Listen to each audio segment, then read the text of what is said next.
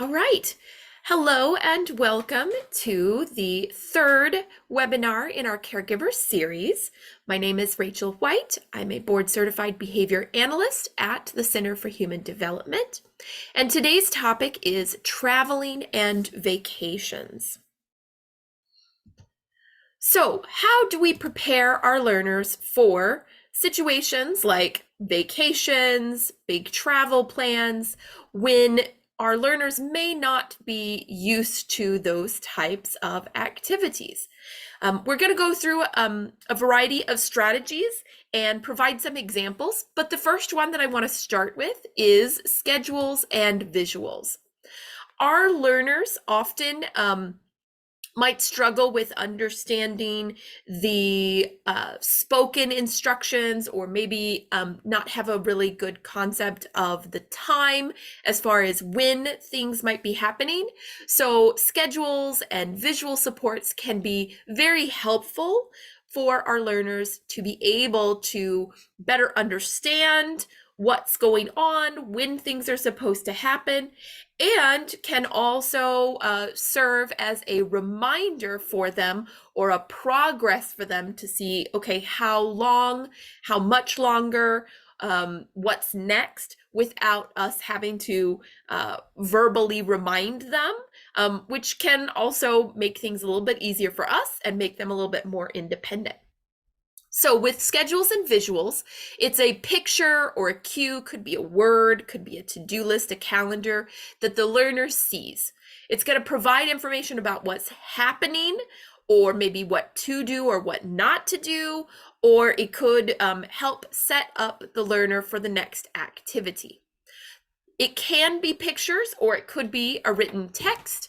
It does not have to be little icons. For example, I have a calendar that I use that is a visual prompt for me as to what I'm supposed to be doing next, what time my appointments are. That is a visual. It's a schedule, and it doesn't have to have pictures on it. You do want to, if your learner is not already familiar with schedules or visual supports, you do want to introduce those before going on a vacation or before using them during a special event, so that your learner is already familiar with them in the context of their regular routines.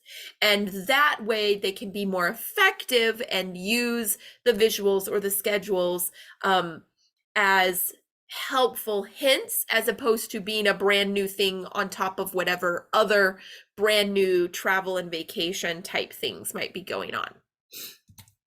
So some examples of visuals that we might have for a vacation might be the map for car travel, where you're marking, okay, here's the places we're going to stop. Here's where we're going to eat. I haven't done it on a map, but I could draw a map, when we drive down the peninsula, and okay, here's Girdwood, where we always stop for ice cream. And then here's this spot where the road branches and we take a break at the lake. And then here's this other place. And then here's our destination at the end. So that my learner can see, oh, we're making progress. They can maybe see it on a map, or maybe it's just, like a line that says, here's where we're going to stop, and then about this amount of time, and then here's this next stop, and about this amount of time. And we can mark things off as we go, so that they don't sit there and ask, are we there yet? Are we there yet? Are we there yet? Right? We can have a visual for that. It could be pictures maybe that are signaling or reminding our learner that they have to be using their quieter voice when they're on a plane. It might be a first then board that you use. So first we're going to take off, then we can turn our electronics on. If you're flying, there's those moments where you do need to turn certain electronics off. Maybe that is presented in a first then board. So first we buckle up, then we can listen to our music. Maybe it's a calendar and you're counting down the days until your vacation, or the days until a holiday. We're doing this video near the 1st of December, and there are countdown calendars to Christmas that are often on sale at this time. So maybe that can serve as a visual to help your learner have an idea of like how much time until the big event.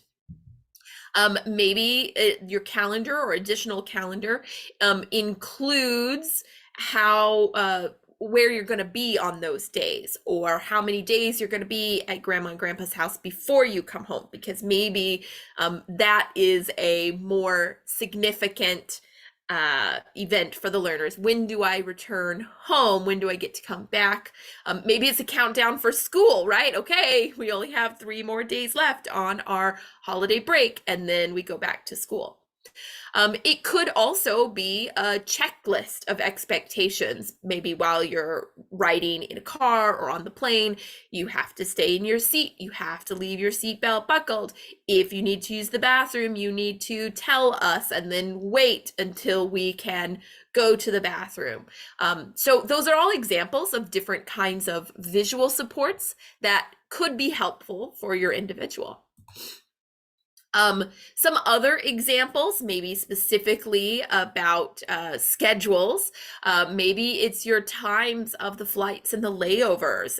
Maybe there's a daily schedule of activities, things that we're going to do together, because your learner needs to have some of that structure in place so that they know what's coming next, or so it doesn't look like they have a ton of unstructured time.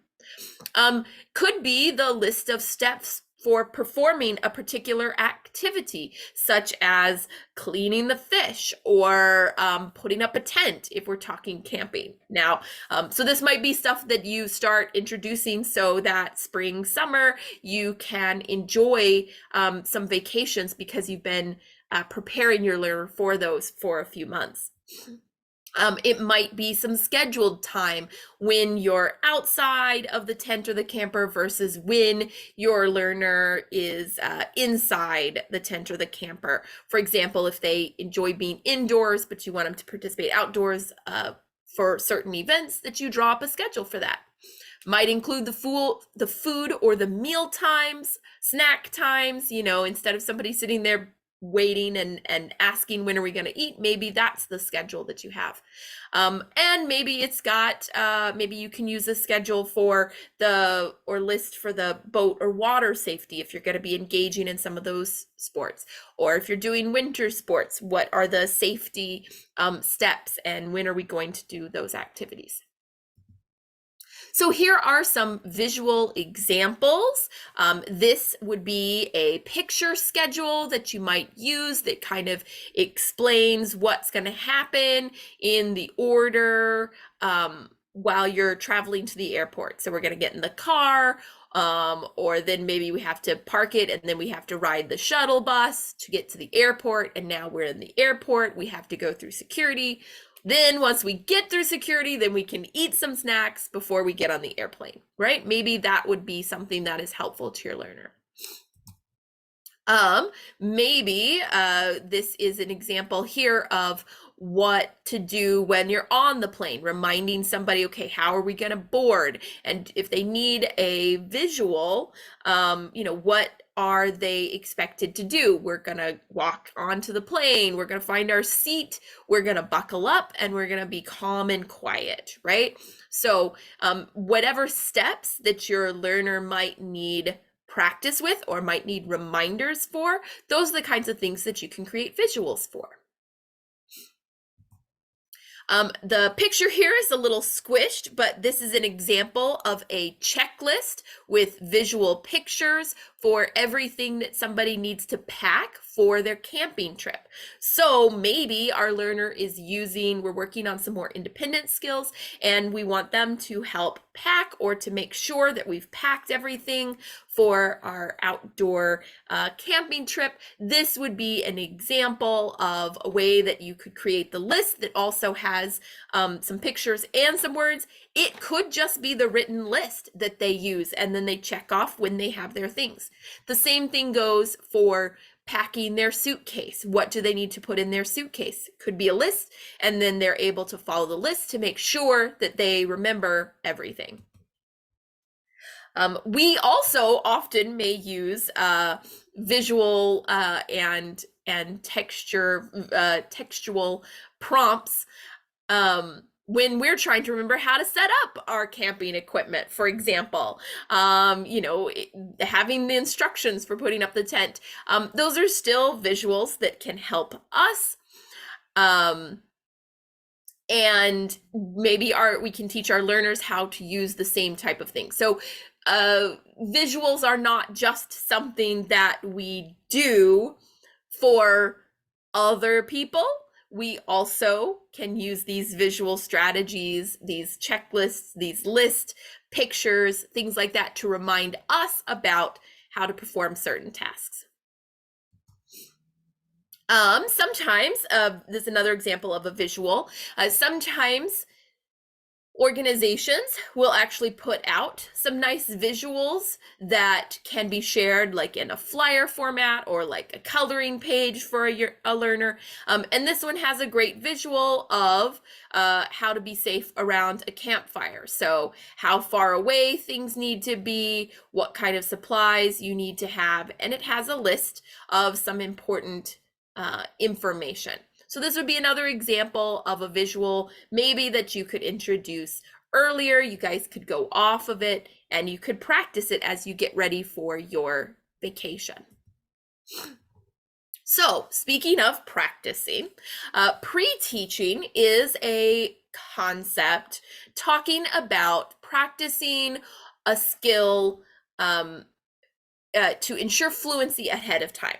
So instead of waiting until we're on vacation to try to teach what to do while on vacation, we want to introduce some of those concepts maybe sooner, especially if we know that our learner may need more time to practice or may just may need to hear the instructions and the expectations more than just once or twice while on vacation. So some examples of pre-teaching, you might practice putting on and wearing your life preserver because in the future you're going to need to wear it, and maybe your learner needs to kind of understand and practice getting used to wearing it and how that feels. You might need to practice the safe boundary around a fire pit to make sure that your learner understands they have to stay far enough away. So you might, make a little fake fire, pretend this is our fire. Okay, how far away do we need to be? And talk about how far and maybe act it out and have like a pretend campfire in your living room, but you're practicing how to be safe around it so that it's not a new concept when they're around the actual fire pit. You might go over the rules for wildlife safety. What do we need to do if we encounter these kinds of animals on our hike? Or what do we need to do to be safe when we're near the open water, right? When we're near lakes and rivers, how are we being safe? You can also practice going over the checklists for learners that may be able to self-monitor. And we'll talk a little bit about self-monitoring on another slide. But if your learner is able to keep tabs on their own behavior or follow their own checklists, then you might practice, okay, here's the checklist we're going to use when we're on vacation. So let's just go through it. Let's make sure you know what's there and what all of those things are, so that you can use this while on vacation.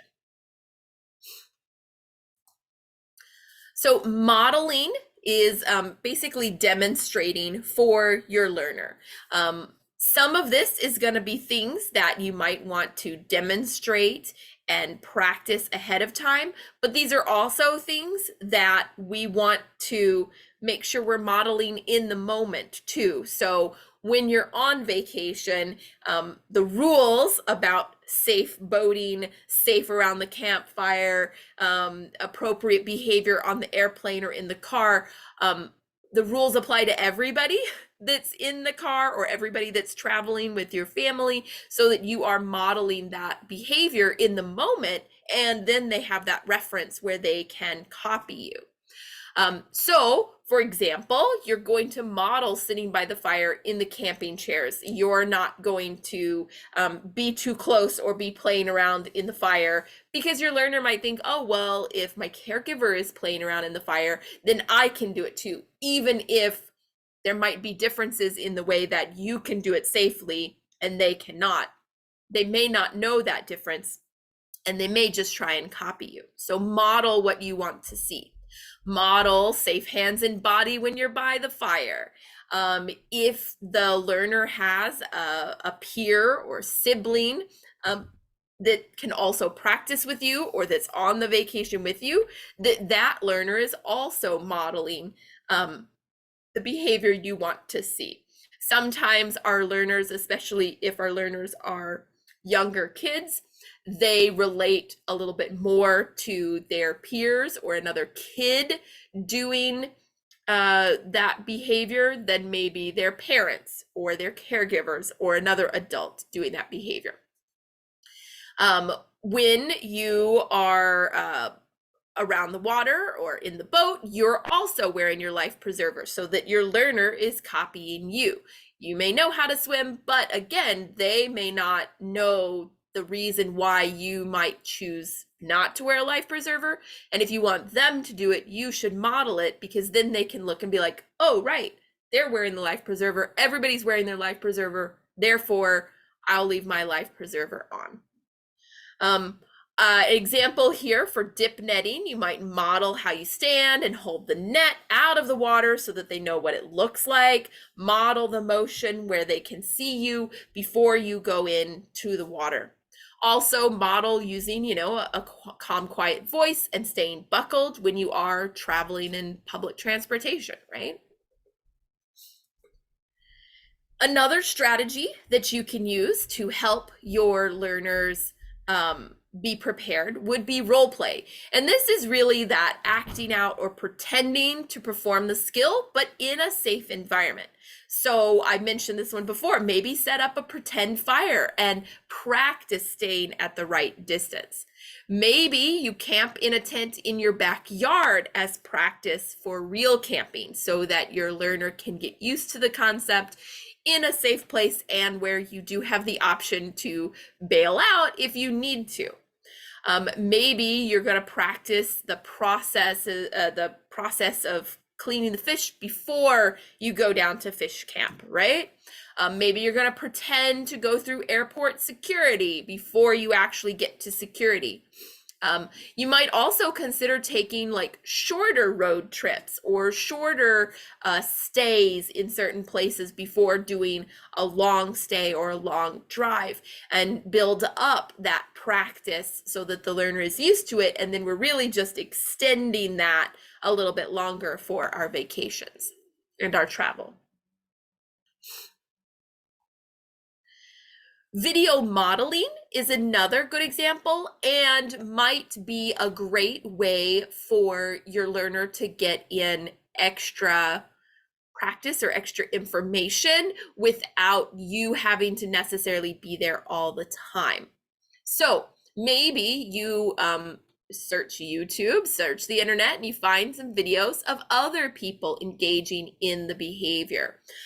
Maybe there so many people vlog and make video content on a lot of different topics, and on their travels and on their vacations. So maybe you can find some that are about the same area or the same activities that you are going to do, and your learner can watch those videos so that they can see what other people do in those situations. You might find videos for fire safety or how to set up a tent. Maybe you can find videos of favorite characters that are traveling. So especially if we're talking about younger children or children who enjoy or individuals, I guess, who enjoy sort of the preschool age cartoons, a lot of those might have examples of the characters going through the same thing. So Sesame Street, Daniel Tiger, probably Bluey, though I haven't actually watched any Bluey yet. But those type of cartoons and young child programming often have the characters going through some of those particular events. So you might be able to find Elmo riding on an airplane if Elmo is a preferred character for your learner. So maybe look for those videos. You also might look for videos. I mentioned the vlogging, people watching people documenting their own travel. If you have a learner who does enjoy maybe specific creators online, maybe see if those creators do have some vlogs or have little snippets from their travel or their vacations that might be relatable for your learner. Always be sure to watch the videos before you show them to your learner so that you can make sure that they are modeling what to do and not what not to do. We don't want our learners to get the idea that those videos that are made to show what could go wrong, or the videos that are made where people are intentionally doing things that they're not supposed to do. We don't want our learners to think that that is what we want to see. We want to make sure that we are showing them the videos of what to do. So if you're going to introduce videos, just watch the ones that are showing the behavior of what to do. Some other things that might be helpful when you're preparing are social stories or social narratives. These are about expectations and experiences that are written in story form. They can be done a couple of different ways. One is that the learner is the main character. So you have a story that's written from first perspective. So I am going to travel on an airplane. I need to remember this, that, and the other on my travels.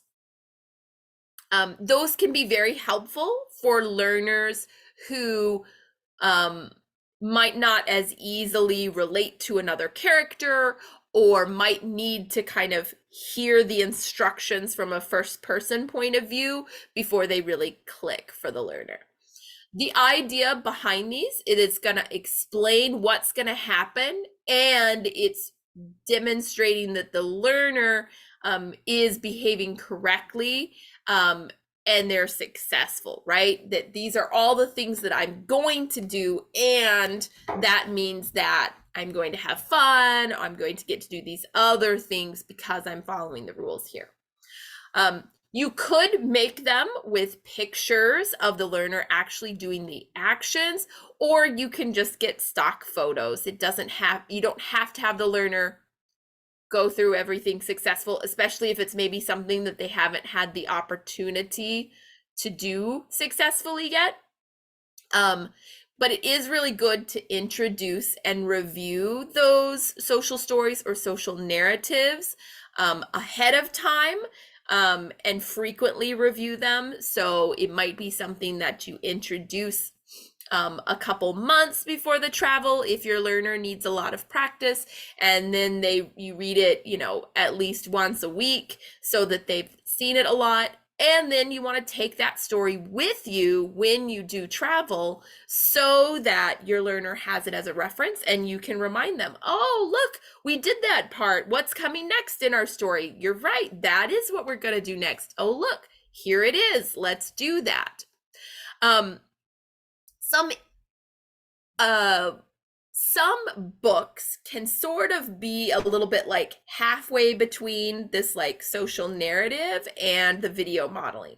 So again, depending upon your learner and their interests, you might be able to find books with your learner's favorite characters doing some of the things. So maybe there's a book about my first plane ride, and it's written from the perspective of the character, but it does still follow that format, and it's a book that you could take with, and it's something that you could introduce ahead of time. They enjoy it because it's got their character, and then they get to act it out themselves when the vacation or travel time comes.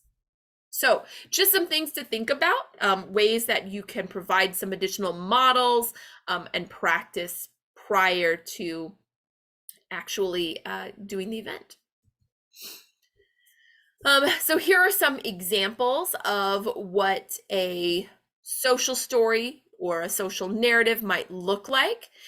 So for example, first page might be staying someplace new, and it's got a picture of a camp and a tent. And then it says, you're going camping. So in this case, this one's written sort of, I guess that'd be second person, you. And then there's pictures. You might go on a nature hunt and look for sticks, rocks, leaves, and insects. And it's got a picture of our learner who is, walking in the woods. Maybe that's something that we already have that we do. But this is a new opportunity. Got some pictures of things that they might find interesting on the trail. And so you're just preparing them what they can expect. Self-monitoring checklists, I mentioned those a little bit before, are going to be a list. It could be visual, it could be pictures, it could be written, but it's going to be some sort of a list or a checklist where the learner can use that to monitor their own behavior periodically so that they can perform the skill successfully. We often use lists or alarms in order to make sure that our learner can be successful. But basically, we're trying to help our learner be responsible for their own behavior. And as we go through these, you might find that you also use some of these things to make sure that you remember what you need to do. I love lists and I love alarms, and I think my phone has like 12 alarms on it because that's a nice way to remind me to check, oh, what am I supposed to be doing next? Or, oh, I have something that should be happening right now. So the learner could participate in making the list as well as following the list. That's going to depend upon the skill set of your learner. But they could make the list, or you might make the list, and then they could follow the list of a checklist of the clothes that they need to pack for camping, or all of the items that they need to pack for the travel. And maybe it even includes which things go in your carry-on versus which things go in your bag, right? Your checked bag.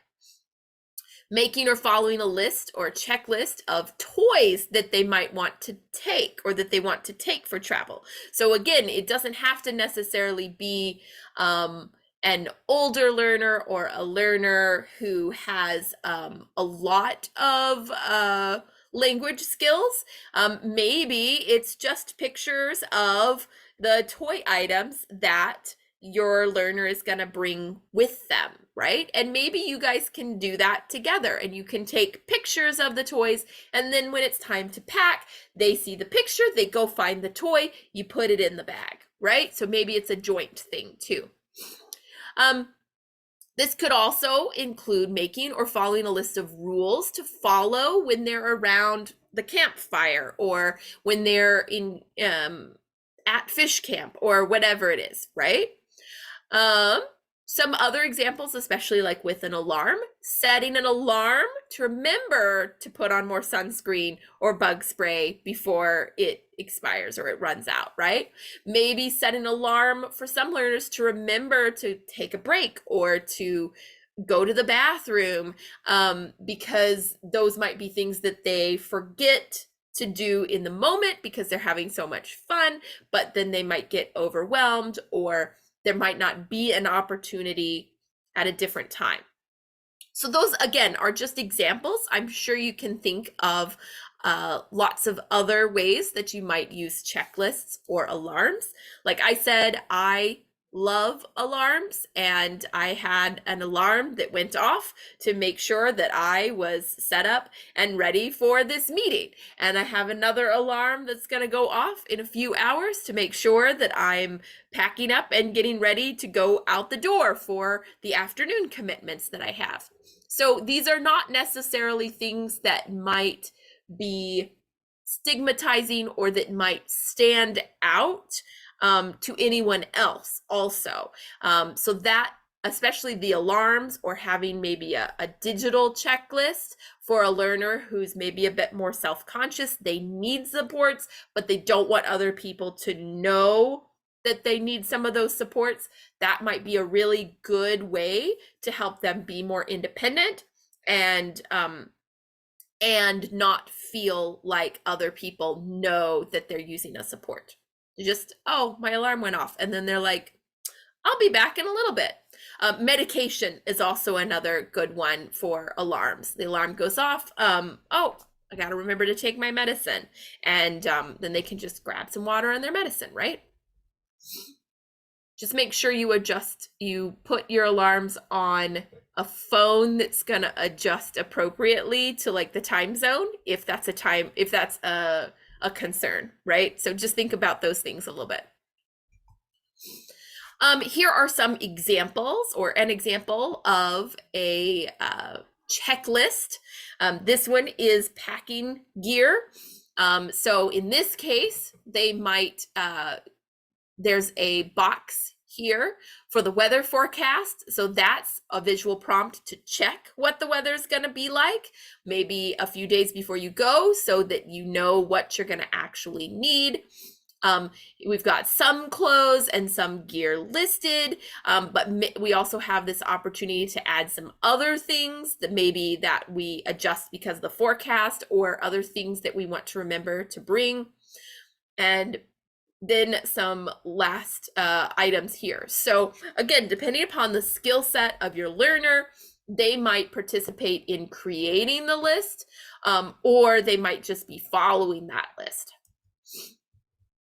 Now, throughout all of these things, we do want to remember that we are teaching something new, and therefore we want to reinforce and reward our learner when they are doing those new skills.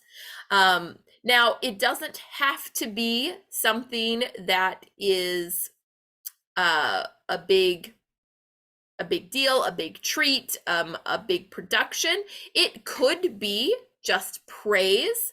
If your learner enjoys your praise and responds well to your praise, it does need to be valuable enough that the learner is motivated to learn the new skill for it. But again, praise might be that for your learner. Additionally, you want to deliver the praise and the rewards when you're practicing, and then when you're traveling or on your vacation, so that you are not, you do it during practice so that they can learn the skill, and then you do it during vacation so that they can generalize that skill to the real life environment that you want. So both times, and again, it's going to depend upon your learner, what's a good reinforcer, what's a good reward for them, whether praise is meaningful enough. But even if your learner doesn't often work for those types of like tangible rewards, a vacation might be a good reason to bring in an additional tangible reward, so that you can help them be successful and they're very motivated to engage in the behaviors necessary. That way it can be a smoother trip for everybody. Some other things to consider and to prepare when you are about to travel or go on vacation might be prepping an activity bag. So, I'm going to use again myself as an example. On airplane flights, I am going to pack the items in my carry-on that are going to keep me from getting bored on a long flight. So that's going to have my iPad and my phone, and it's going to have money so that I can buy food and snacks if I get hungry. And it's going to have my headphones in it, and maybe it's gonna have a blanket and a pillow so that I can nap, right? So I pack my own travel activity bag to make sure that I have all the things that I need when I am traveling, that they're handy. We need to do the same thing for our learners, especially if our learners are not able to pack that bag for themselves. So keeping everything that they might want or need all in one place is going to make it easy for you to find what you need or what they're looking for. You should include safe snacks and comfort foods. Sometimes when we travel, the food is different and we miss the food that we want at home. So it's always a good idea to bring some of the things that you know your learner's going to be happy with. You know they like these snacks. You know that they can eat these foods, just in case you are unable to find a preferred or an acceptable meal while you're traveling. You also want to include those preferred toys and activities. Maybe find like the travel size versions of some things. Games are a great example. Instead of having a huge board game, is there an electronic version of the game? Or is there a little like travel size, smaller version of the game that you can take with you and use that instead? Some big toys often have miniature versions. Even things like Legos, instead of a giant Lego set, they might have a little pocket-sized Lego set that somebody could build with. Fidgets also there are some pocket-sized fidgets that maybe go on a keychain or something they could keep in their pocket. So see if you can find travel-sized versions of the things that they like. If you are going to use electronics, go ahead and download those games and shows ahead of time.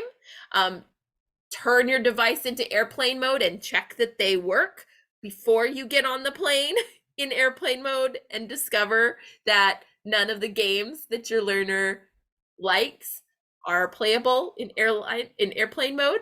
I have made that mistake with my own child. Thankfully, we did have videos downloaded, so those worked.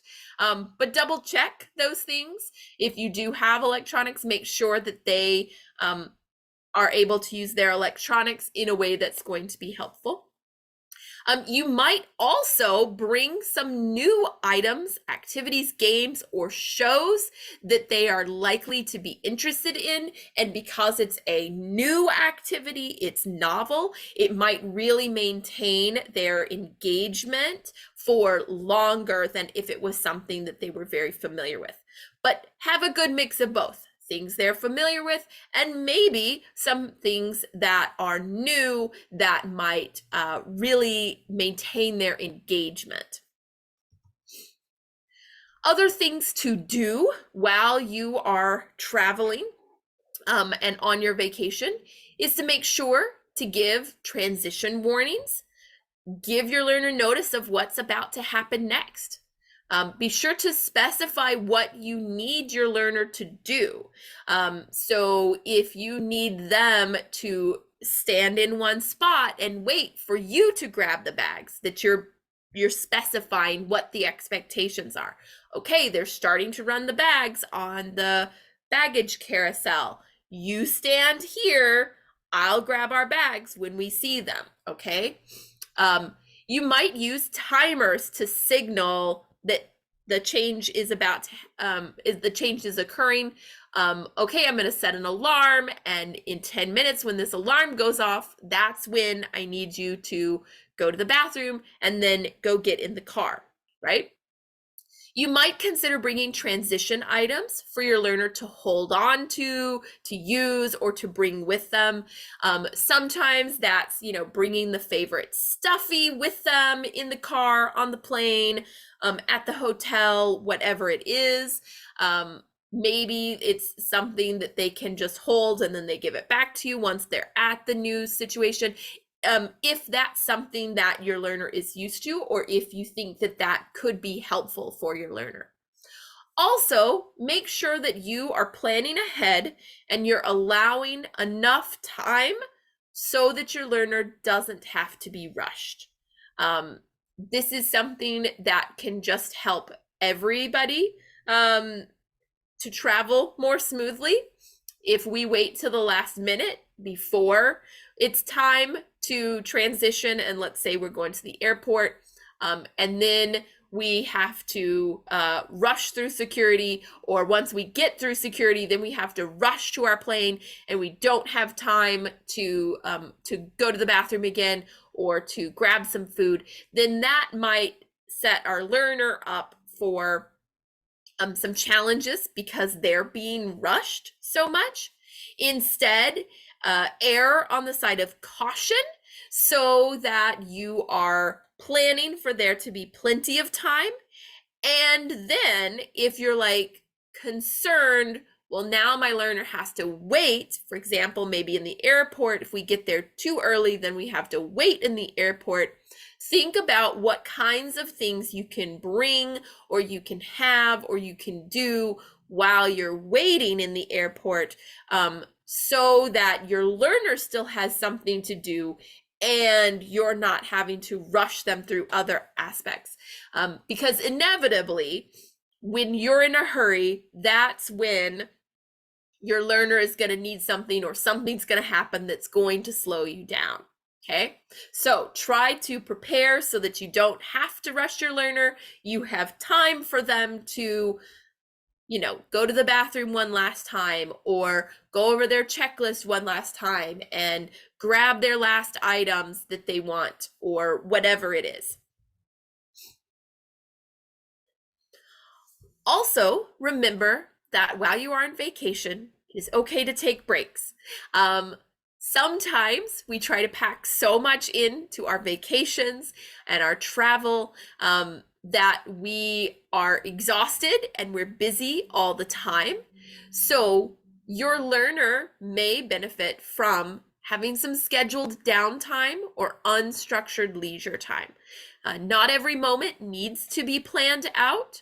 I know that many years ago, I went to an amusement park, and in my head, I wanted to do as many rides and activities as I could, but I realized real quickly that my learner, my child, was not going to do well, and it was going to make that very challenging. So instead, we built in some breaks. We built in a nap time where we would all go back to the hotel and we would all rest, and then we would come back out later. So instead of trying to do everything all at once and power through it like I might have if it was just me, I need to take into account the breaks, the unstructured time, the leisure time that my learner might need. Allow for maybe longer pit stops on road trips, or longer layovers when you're traveling. I have learned that my parents, when they travel now, as opposed to when I was growing up and they traveled with us, they will actually only plan to drive. If they're going to drive somewhere, they plan to drive for 2 to 3 hours, and then they stop for like an hour because they want to stretch their legs. They want to sit down and eat. They don't want to eat, fast food or stuff in the car, which is very high contrast to the way we traveled when I was a child. And we would just like drive for, 12 hours and we'd just eat in the car and we'd only stop for gas and everybody had to go to the restroom every time we stopped for gas because we weren't going to make any extra bathroom breaks. So I've seen the perspective change from my parents as they've gotten older, but it's okay to plan for longer stops. Think about what's going to help make the whole travel and vacation experience enjoyable for everyone. And if that means that you just take a little bit longer so that everybody has the downtime and the break time that they need, then that's okay. You can also look for designated play areas in airports or public parks when you're driving so that your learner has a chance to like get out and burn off that energy. Man, when they started adding play areas for little kids into airports, like that was a lifesaver, especially if you ended up where you had a longer than expected layover because a flight got delayed. Having some indoor spaces or outdoor spaces where you can let your learner burn off some energy, get some fresh air, very helpful. Consider having your meals outside of the transportation, right? Consider going to the sit down place and eating in the restaurant instead of grabbing it to go and putting it on the plane. Or when you stop, instead of driving through a fast food restaurant and everybody eats in the car, you actually stop, you get out, you go sit down somewhere.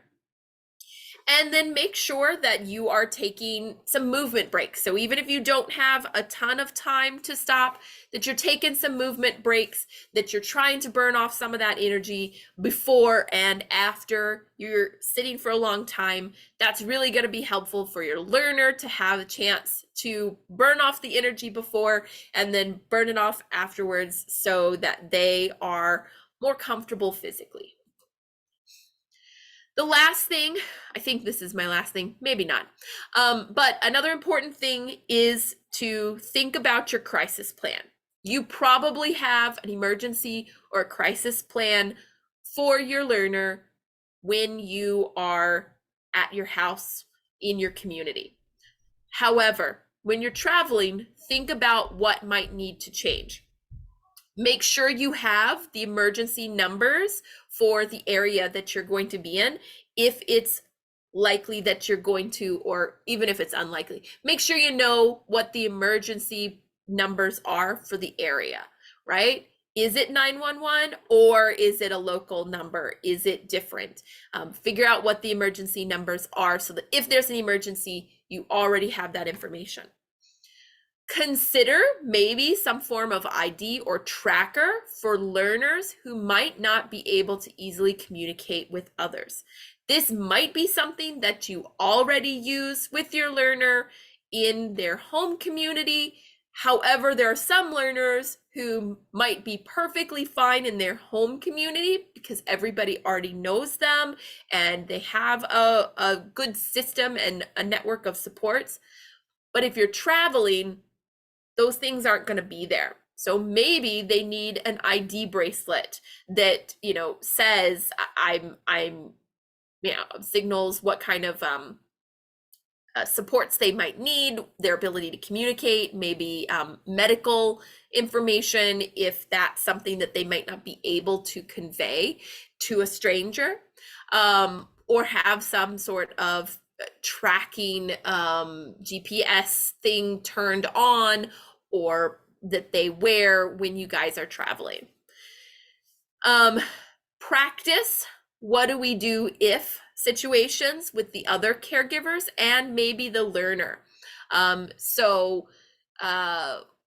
For example, there's a learner that I supported and we had a crisis plan that when they were traveling, if he was getting overwhelmed and he needed a break, instead of taking off, which was sort of his default, was he was just gonna walk or run in any direction, was to go back to the car, right?